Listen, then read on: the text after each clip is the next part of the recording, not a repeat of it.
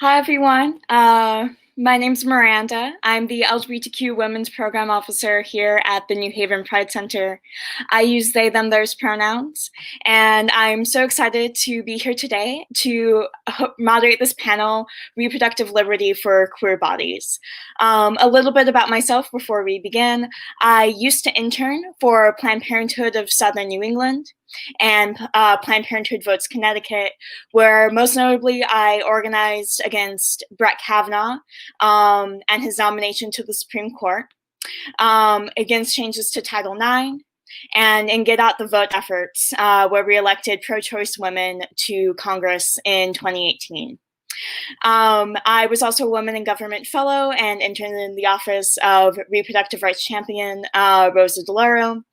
And I am currently training to be a sexual assault crisis counselor with the Rowan Center here in Connecticut. So I can continue to work on an issue that I'm very passionate about, which is ending violence in our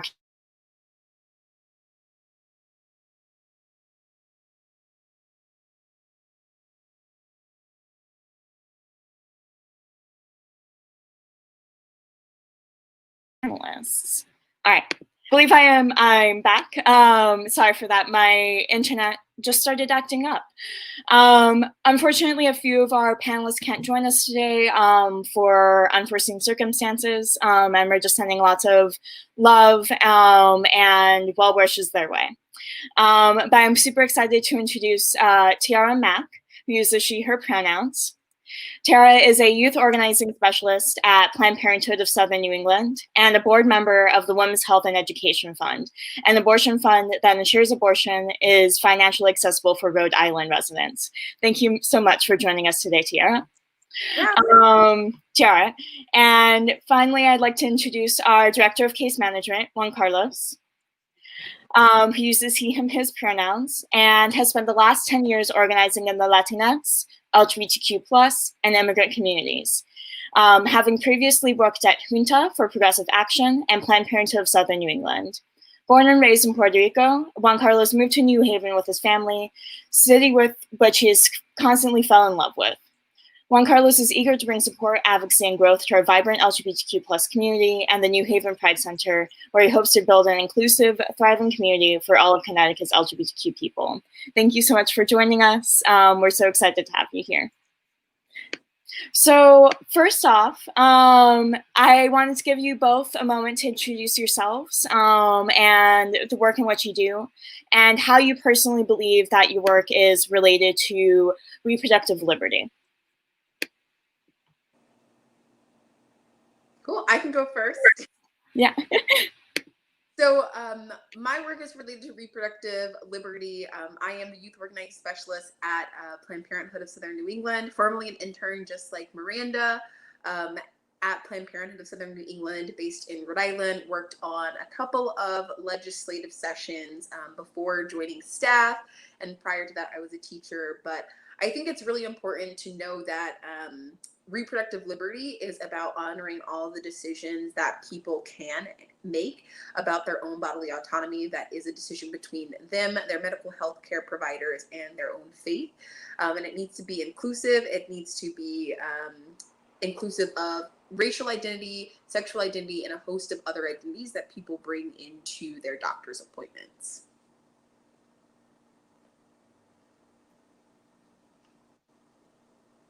And JC?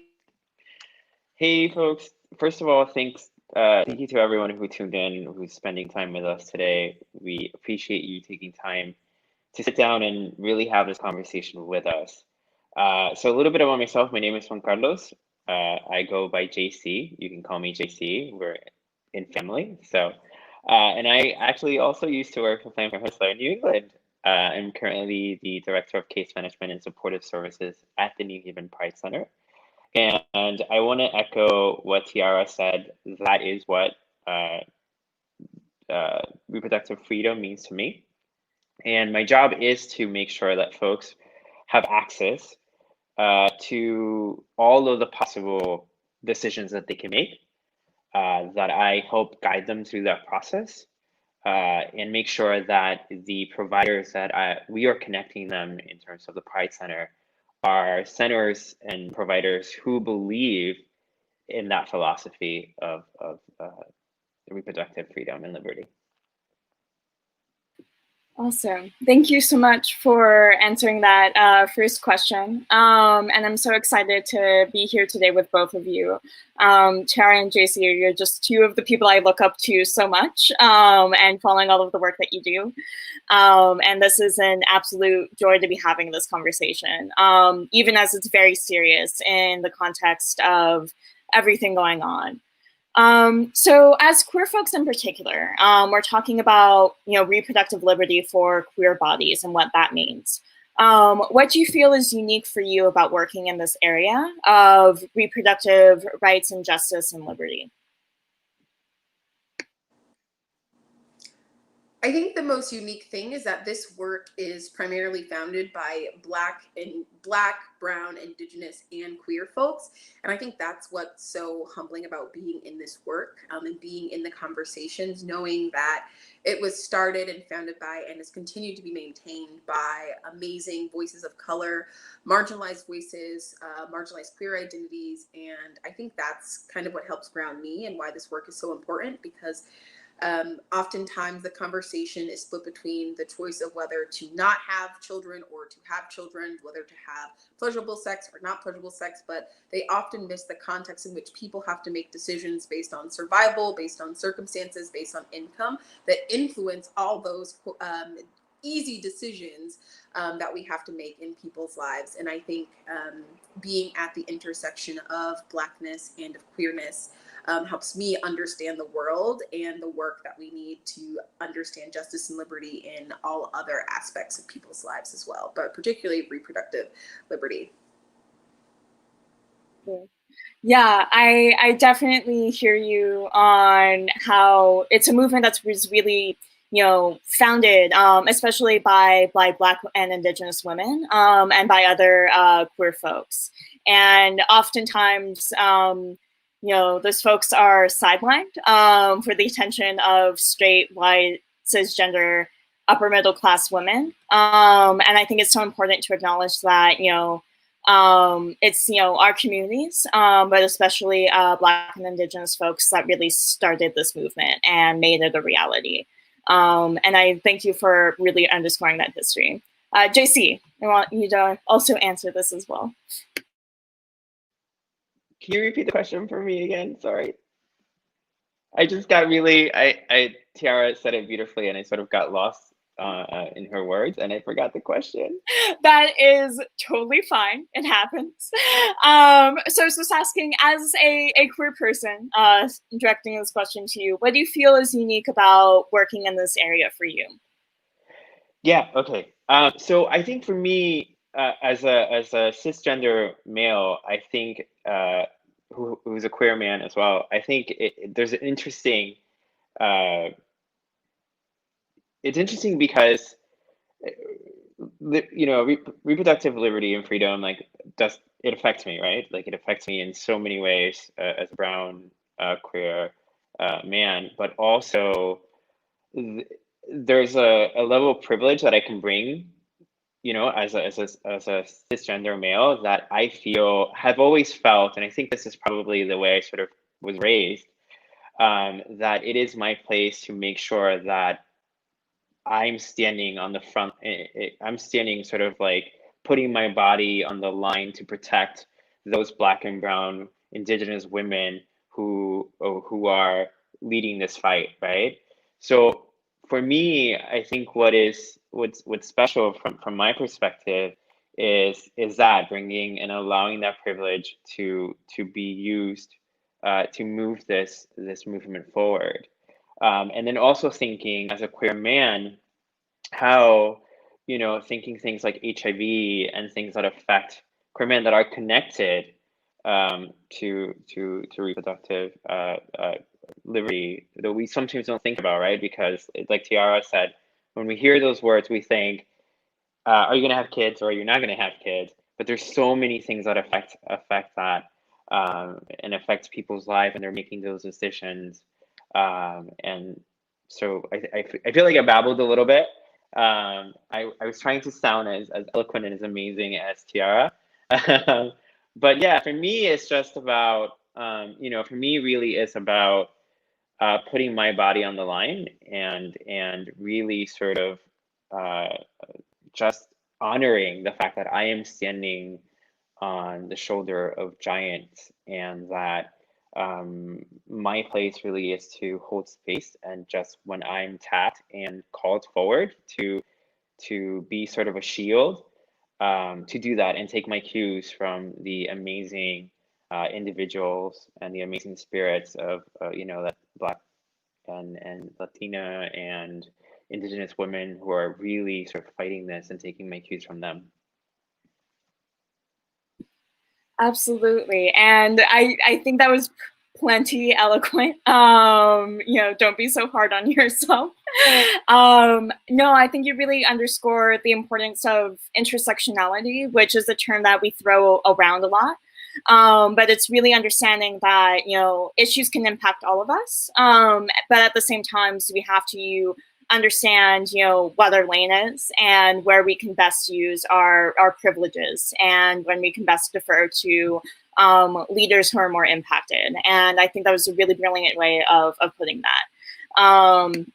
And so thinking of this, it's a really intimate issue, right? This has to do with our bodies.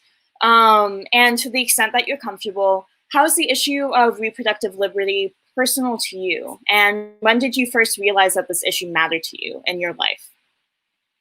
I'll start with JC on this one. I think for me, it sort of flagged that it was an important thing when I realized that I was queer, that I was a gay man, right? Like, that's when I started thinking about, like, oh shit, like, how is this going to work for me? I dream about being a father. How is this going to work out for me? What are all these issues that are sort of standing in the way? I think that came more to the forefront later on. I was like, oh, I'm also a brown gay man. And there's all of these barriers and things that I'm going to have to sort of fight through to think about having a family. So that, for me, I think that's when I started realizing that this was an important issue. And then later on, I realized that this issue is even more complicated. And the more I learn, the more in depth it gets, and sort of feels broader. And so I think every day I'm learning how important this is to me. And every time I have conversations with people in my office, right, who we're talking about some of the decisions or some of the things that are going on in their life, I sort of recommit to this issue, because seeing how it impacts someone else also fuels me to in a way really recommit every day to this fight and this movement. Sorry, having technical difficulties, so I had a hard time unmuting myself there. But Tiara, if you wanted to answer that question. Yeah, the first time I realized that I had a place in this movement, or that this impacted me, was coming to college for the first time. I grew up in the conservative Christian South, never had any sexual health education, signed an abstinence pledge when I was in the 6th grade, and that was the end of all sexual health conversations. There were no conversations about masturbation. There were no conversations about pleasurable sex. There were no conversations about queer sex. No conversations about protecting yourself during sex, emotionally, physically, mentally. And going to college, and there were, like, my first week, they were like handing out condoms to everyone. Everyone was talking about hooking up. And I was like, wait, what is going on? Like, I'm not ready for this. At the time, I also didn't understand my own queerness, because I never had to reconcile with that. Didn't see people who looked like me, didn't see people who loved like me. And so that was when my freshman spring, I started teaching sex education in Providence through a program called Sexual Health Advocacy Through Peer Education. So I was like, I never had this. And the fact that there are high schoolers who are getting quality sex education from someone who's, like, learning alongside of them is, like, dope and awesome. And the next year I had my first internship with Planned Parenthood. So I think it was just like a cascade to see that, like, once you unlock people's ability to talk about their bodies, talk about their pleasure, talk about their sexual health and intimacy and all the other things involved with sexual health, it opens a door for them to get involved with things like reproductive health policy, reproductive health advocacy, and all of the different things that go into understanding our bodies and how we relate to our bodies through policy, through practice, and through community. Absolutely. I definitely hear you on the going off to college and what that meant. I had a conversation with, my mom when I was very young, and my mom is left of center for most, moms of kids my age. But even then, she was always, very scared around, talking about sex and sexuality with me, wanting to keep me very pure. And I think the only real conversation where abortion or birth control or contraception came up was actually with my high school boyfriend, and his mom, sat me down and was like, if you are at all considering having sex, like, I'm going to be the adult in your life to do this. And so, like, having had that one painfully awkward conversation with, my ex's mother, going off to college, and I met these amazing group of young women who are in this organization called Rally, or Reproductive Justice Action League at Yale. And they kind of like took me in and introduced me to this whole realm of reproductive rights, justice, and liberty activism.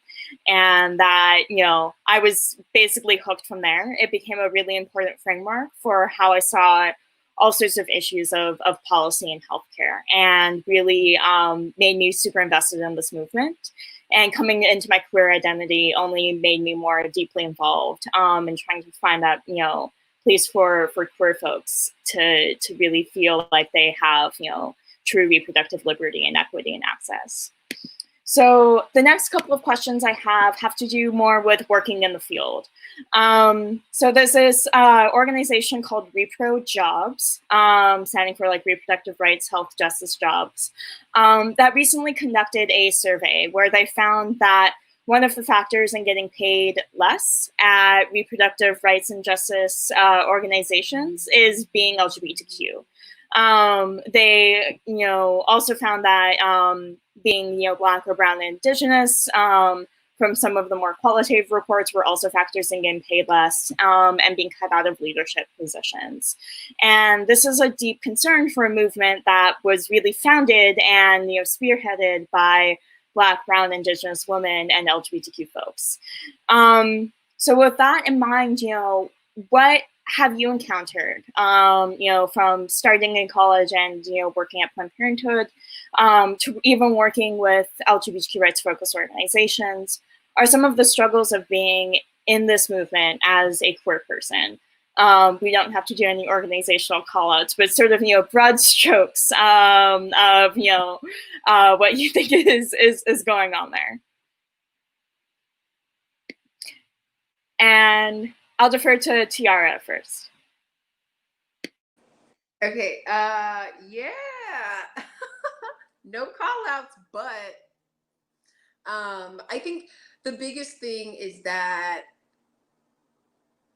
I can only speak as a Black queer person and those identities that I carry around the world, but I think oftentimes the intellectual burden and emotional burden is placed on Black and brown people to understand how the work impacts our communities, which are not monoliths. And then also oftentimes that qualitative work isn't valued as much as the quantitative work. And the people work and the relational building that is involved with working with Black communities that have been historically marginalized in conversations about reproductive health, and working with queer people who feel disenfranchised from certain spaces from healthcare. That relational building work isn't valued as much as, can you get numbers? Can you get data? Are you actually bringing us revenue? I think that's why our work isn't valued as much. And I think also a lot of health fields, westernized health fields, are inherently steeped in white supremacy culture. So relationships are not valued. Getting numbers and getting data is much better than understanding the people and communities that you're working with, because understanding a community, unless it is going to bring you closer to bringing in more money and bringing in more patients, like, what does it matter to white supremacy culture? Nothing. So I think that's why the work is often misunderstood, because the relationships are so important. especially with groups who have mistrust of the health system for very valid reasons, for very real reasons, and groups of people who don't see themselves represented in the medical profession are literally traumatized by going into doctors' offices where they have to then disclose their status, disclose their number of partners, and the shame that can come along from doctors who don't understand queer culture, who don't understand queer bodies, who often stigmatize certain queer bodies and experiences. I think that's what leads to that pay difference.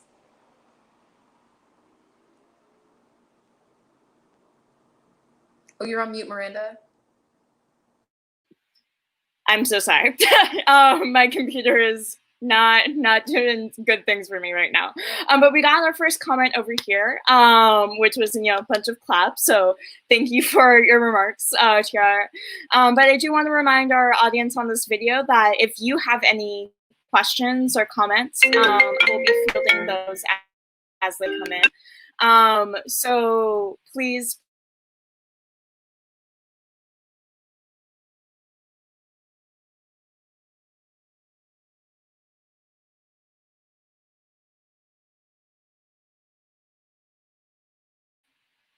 All right, I think I am back, but presently do not see the other panelists on my end. But I'll just make a note to our audience that, if you have any questions, comments that you want to do, I will be fielding those, giving those back as a moderator to our amazing panelists. So please ask us, whatever comes to your mind. There's no such thing as a bad question. Actually is, but there can be sometimes. But please give us your thoughts, your feedback as we go through this panel. And I think our panelists are back on my screen. Hope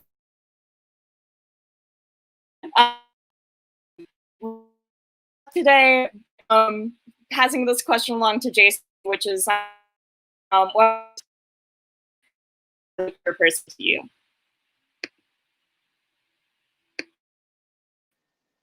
So yeah,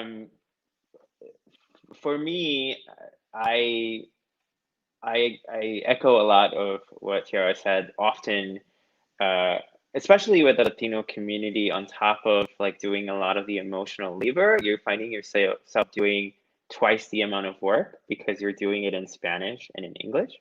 And most of the time, the resources are not given to you to do the work in Spanish. So you have to, on top of doing it, actually create the resources yourself. And this has been a frustration in my career, often that I encounter, where I brought in, and it's sort of an expectation that because I speak the language, I can create the material. Also, the Latino community is a very complicated group of folks. We see it in the conversations about Latinx, Latinx, with the ES at the end, so sometimes there's an expectation that because you are Latinx, you know all the Latinx cultures, which adds a lot of frustrations to the work that you do. And it's something that I've encountered a lot in my career, right? Because there's this sort of expectation of like, everything, you're the expert. And sometimes you're like, I don't know how to do this. And most institutions, let's be honest, a lot of the leadership is white. They don't really understand how it works. They have biases and sort of the stereotypes of how things work, and they expect you to work that way, and that can get extremely frustrating. So because you're often feeling like you're doing the work of two people and barely getting paid for one, right? So it is really frustrating. Adding to that, a lot of the stereotypes and sort of taboos and traumas that come with being queer and Latino. Our culture, the Latino culture, tends to be, for the most part, very Catholic, very religious. There's a lot of baggage and a lot of trauma that shows up. The clinics that often serve the Latinx community are clinics where some of the folks are the same, look at the same way, like at life, very religious. So when you're talking about queer health, there's a lot of baggage that comes up there that you're trying to sort of mitigate, understanding how important religion is, but at the same time trying to push people to their edge and sort of taking charge of their health. So it's a very interesting and more often than not, honestly, frustrating, but also at the same time very rewarding. Yeah, I think that's that's the best way that I can put it without using any more curse words. Yeah, absolutely. You feel free to swear if you want to, but that's all good. But in a more positive note, how do you advocate for yourself in the workplace? And thinking towards some folks that are younger than us and trying to get into this work, what would you want them to know about advocating for themselves? Well, I can go. I think it just like be unapologetically you. It can be hard sometimes, but I think as I've like worked through, this is my like third professional job. And I think my first position, I like wasn't ready to be me. I was ready to just kind of like sit back, like let the world hit me as it did, kind of coast by, like make no waves. And then my second job, I was like, okay, like let's test the waters. Let's see how much we can push on these people. And that was also post 2016. In 2016, all bets were off. I was like, we are going to tell everybody about themselves all the time. We are going to let them know that this is not the world we signed up to live in. Like my mama did not birth me to wind up in 2016 with all this mess. So that was when I first learned like pushing back. Yes, it can be scary, but oftentimes the consequences are not as dire as we have been warned about. Like, be meek, be modest, don't like speak up. Like all that gets you is frustration and like more like happy hours with your friends where you just like keying and like talk about everybody behind their back. And why not talk about them and their actions to their face? Like this is a bias. Like why in the world did you come to me asking me, the only Black person in the room, if it was woke to say this? Like, no, Karen, it was not woke to say that. So yes, I think that like just continue to push back in ways that feel authentic to you, but also like, yes, recognize the fear and often like remember that the consequences are not often as dire as they seem, because white people get away with a lot of stuff and straight people get away with a lot of stuff. So like, test them waters. I hear that. Everyone listen to that. And also like the people that, need to hear that and will receive it well. So yes, definitely test the waters. All right, JC, you look like you have something to add there. Yeah, I think for me, I have always struggled with the imposter syndrome. That has been a massive thing for me, right? Like, and I think for a lot of Black and brown people, that's a thing that we struggle in because we're often so othered in spaces. Whether it is the, hey, what do you think about this? Or when somebody makes a comment, you get sort of a side eye to see what your reaction is. So we struggle with that. And I think that what I've learned to do is that when I feel that imposter syndrome really gripping me and like trying to like, for lack of a better word, strangle me, I go, I'm doing something right. Like I am pushing, I'm rocking the waters, or I'm pushing in a way that though internalized white supremacy is telling me like, shut up, be quiet, be humble, be meek, keep your head down, right? So when that really comes up for me, I'm like, wait a minute, I might be doing something right here, right? And fear is real. Like we do experience fear, and and it's about sort of to the best of your ability, sort of pushing yourself to the edge, and that it's often not easy. But the more you try it, and the more you exercise that muscle, the easier it gets. I look at myself 10 years ago, and I wouldn't be able to talk to people in higher positions, or quote unquote higher positions, the way I talk to them now. I would have not made the decisions I've made about my career and my life 10 years ago, right? And it just took a lot of like pushing myself, knowing my worth is also, knowing your worth is also really important. And I think that that's part of a journey as a queer person, right? Like when we are together with our friends, like encourage our friends and remind them like, how worthy they are and how worthy you are, and sort of do that back and forth, and sort of hype yourself up. I tell my friends often that I want to be their cheerleaders. Like, I want to hype them up. I want to get their heads massive so they don't fit in rooms when they walk in, right? And that's like the best thing that we can do for each other, because we don't have anybody but each other, right? White people are not gonna hype us up. They're not. That's the reality, because they want to stay in their comfy little positions. So all we got is each other, and if we hype each other, then we can start to learn our value and go into those conversations. Whether it's a conversation with your boss at your weekly check-in, whether it's a conversation after an interview when you're negotiating salary, or it's a conversation with a legislator when you're fighting for reproductive liberty. Like, you're hyped up, you know your value, you know you belong there, and you know that what you have to say has value because it's about your life and it's about the people that are around you that you care and respect. Absolutely. Thank you so much. And that always felt very empowering, just hearing you say all of that. Definitely someone who I'm lucky to have in our office, as, everyone's, personal hype person. So transitioning to more of a conversation about our broader vision, as we wrap things up. To you, what are some of the most pressing issues that we need to work on, and why? And I'll start with Tiara on this. They're all important. But I think right now the biggest issues, I don't know. There's so many different ways, but I think the ones that are coming up to my mind, like my first gut instinct, is like, we need to have a real conversation about what reproductive justice and liberty looks like for queer people, and for Black and Brown and Indigenous folks, and for immigrants. Like, we see the headlines that are literally devastating to see the history of genocide in America repeating itself for the third, fourth, fifth time right now during our lifetimes. And it hasn't really made many national headlines, and not many people are up in arms about it.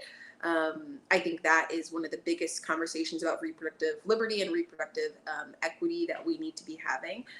There is also now a larger conversation about trans lives going on in our nation on top of Black trans lives. And I think it's really important that we have a better understanding of how we can serve our trans brothers and sisters through the medical system, through understanding those identities, and through engaging with that community and uplifting leaders of that community and of those movements to make sure they're being heard, and not just like, thank you for existing, but like, aside from existing, like, what do you need, and how can we show up better for you through healthcare, through policy, through advocacy, and as allies? Absolutely. Yeah, no, there's so many conversations to be had. So I appreciate that. Yes, the question can be a little bit daunting. JC, what are your thoughts on that? I think we have to have real, raw conversations, not holding any punches, really talking about trans lives, really talking about how things like immigration, economic hardships and development.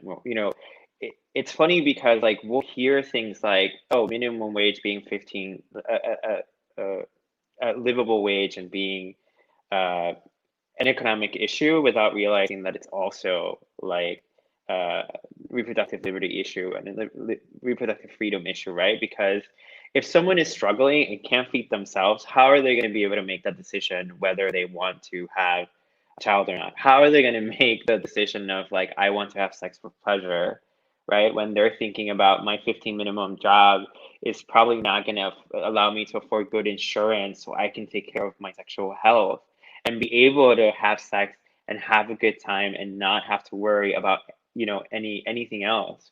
When we're talking about somebody who doesn't have access to PrEP, right? Like, and all of these things. So those are the conversations that we have to sit down and really have. And I think we have to really have those conversations in family. And by family, we mean within the LGBTQ community, and really show up for each other, and stop sort of separating ourselves, right? Because we had a panel earlier today, and someone said it beautifully. We have corrupted the movement into making the LGBTQ movement into a single issue thing, right? Like we for a long time made it about same-sex marriage, and we got that, and then the white gay men went home, and what happens to the rest of us? We're still fighting. We're still here, you know? So I think like we have to have those real sort of come to Jesus conversations within family first, and really talk and really sort of get each other behind each other, and then step forward and really sort of take the time to understand that when we talk about reproductive liberty, we're talking about immigrant rights, we're talking about trans rights, we're talking about economic justice, we're talking about neighborhoods getting gentrified, and all of these issues that affect people that we have been told for a long time are not connected, right, to reproductive justice and freedom. Absolutely. Yeah, no, it's one of those things where it's not a single issue. It's a, a whole sort of realm of, things that have to come together, and have to be intersectional in that approach.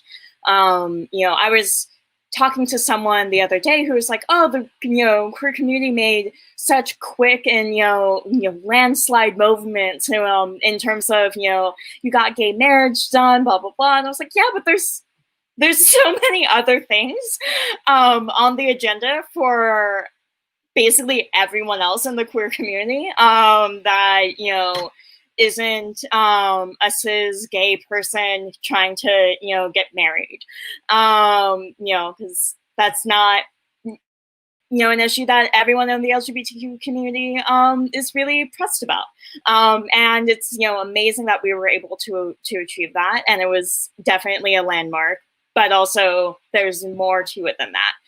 And I think that, one of the reasons I really love the, reproductive justice and liberty frameworks in terms of how we approach these issues is that it's fundamentally so intersectional. It's all about context. And that, it takes into consideration all of the issues that impact our day-to-day lives, and therefore impact our choices around our sexual and reproductive health. And so I think that was really, a great way of saying that.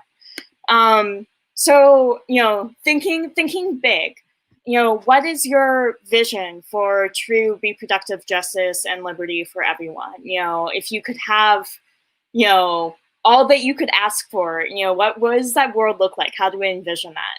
I'll start with JC first on this. Oh man. So I think for me, my dream is that folks don't have to, that folks have a place to call home, that they have a place where they feel secure and safe, that they have jobs that are not only paying well, but are fulfilling to them, that are developing them as people. And I also think, them having access to healthcare, having access to education, both traditional education, but also education about their bodies and their sexuality and their and that we're talking about sex as something that brings pleasure and it's fun, as well as something that can help you have a child or not. That people have all the options about their bodies, that they have full body autonomy, that they have the ability to really decide for themselves. I mean, I can go on for hours. It's just, really a world where people are looked as humans, and that we give every person the ability to feel human. I think too often society makes so many of us feel not human, right? We're reminded way too often that other people don't look at, that other people are debating our humanity, right? Like when you talk, like just thinking about like folks who refuse to wear a mask, right, to protect other people, like that, you are debating someone's humanity, because you're saying, well, you don't even deserve me, like taking actions to protect you, because I don't even see you as human, right? When we see the killing of Black folks, and people are and people are more likely to post about an animal dying, which is horrible, but people are more likely to post about an animal dying because posting out about a Black man being murdered by police gets sort of brought down to, well, he should have just listened. And that's debating their humanity. So yeah, I think a place where we're not debating each other's humanity, and by doing that, we're understanding that everyone should have access to all of these pieces: safe home, a face secure, a job that is not only paying them well but fulfilling, access to healthcare, access to education, and that, I mean, that we're looking at each other like we're brothers and sisters, for fuck's sake. It's really not that hard, I don't think, right? But I mean, clearly it is, but for some people. But yeah, that's it. That's all I got. That was so beautifully said, JC. And this is our last question. So Tiara, you have the mic. Cool. Well, what a beautiful world. JC, wish I lived there. Hashtag sign me up, beam me up. Tell the aliens I want to ride.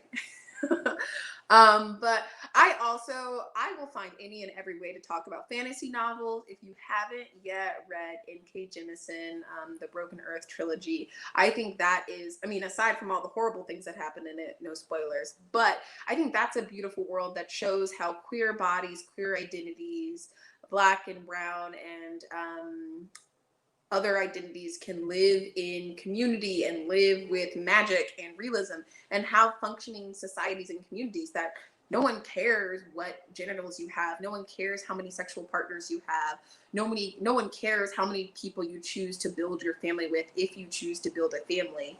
And I think that's the world that we need to be working towards, whether or not it is working towards a livable wage so that folks don't have to choose between having 3 jobs and making sure they're raising their 3-4 kids at home, making sure they have a job that fulfills them so they don't have to worry about their mental health and then being able to afford their mental health and going to a doctor, having clean and green environments so that they can raise their families without fear of them getting asthma or without fear of them having an asthma attack, spinning the family into thousands of dollars of medical debt. It's the idea that anyone and everyone can have a child, whether you're 23 or 41 or 44, and eliminating the idea that there are geriatric pregnancies and high-risk pregnancies, and that when it's your time to choose, your body is ready. Like, if you still getting your period, then like, girl, your body's telling you ready. Or like person, non-binary person. And I think that's some of the ways that I see the world like unfolding in the future, and more people fighting for yes, inclusivity, and yes, diversity, but also just like liberation from all of the things that prevent us from seeing people as full autonomous people just looking to pursue their best, most authentic life. And whether it is having more than one partner, engaging in polyamory, whether that's having children or not having children, whether it's having universal PrEP in all of our communities, whether it's having universal birth control coverage for all of our communities, whether or not it's having access to comprehensive, pleasure-based, culturally responsive, queer sex education. I think those are all parts of the new and liberated world that is coming to a bookshelf and like real community near you. Absolutely. That is such a beautiful vision for the world. Echoing is like, wish I lived in both of those societies. But the thing is, with the work that you two do and that, an amazing generation of queer leaders is doing, I feel like, it's possible. We'll get there. We're building that. And I think we just have to keep that vision in mind. So thank you both for joining us today. I'll give you both the mic if you have any last comments, thoughts, bursting things to say. But I just wanted to give so much gratitude for you for joining us. And I also wanted to say thank you to both of our ASL interpreters for being here today. I'm really thrilled that this conversation, is made accessible to as many people as possible. And I, really appreciate your presence here with us. So JC and then Tiara, and I'll let you close us out. Yeah, so again, I want to thank everyone so much for joining us today and spending time with us in this conversation. I want to remind folks that this is part of the Week of Pride. There is a ton of programming available on our YouTube channel that you can go to and see some of the conversations that we've had. We've had artist talks. We have had talks about race and racism in our community. We had earlier today a conversation about trans policy as well. We have much more programming coming. So please, Patrick just put up who's behind the scenes. Thank you so much, Patrick, by the way, for producing this. So you can continue to enjoy the Week of Pride with us and all the amazing programming that we're having. I also want to say that if you are a queer person out there that feels like you need help in finding resources, services, or anything like that, I'm available. We're here for you. The New Haven Pride Center is here for you. You can give us a call or visit our website and actually book an appointment with me. Right now, most of the case management and supportive services that we're doing are virtual or via the phone, but we're available and we want to help and we want to be there with you. We know that these times are tough for a lot of people, and we have a lot of really cool things coming down the pipeline. And if you want to volunteer with us, as well, my email is actually on the screen, so feel free to shoot me an email and we can talk. And I want to finally echo what Miranda said and thank our interpreters. Thank you so much for helping us make all of our programming accessible to as many people as we can. So we appreciate you, we see you, and we value you.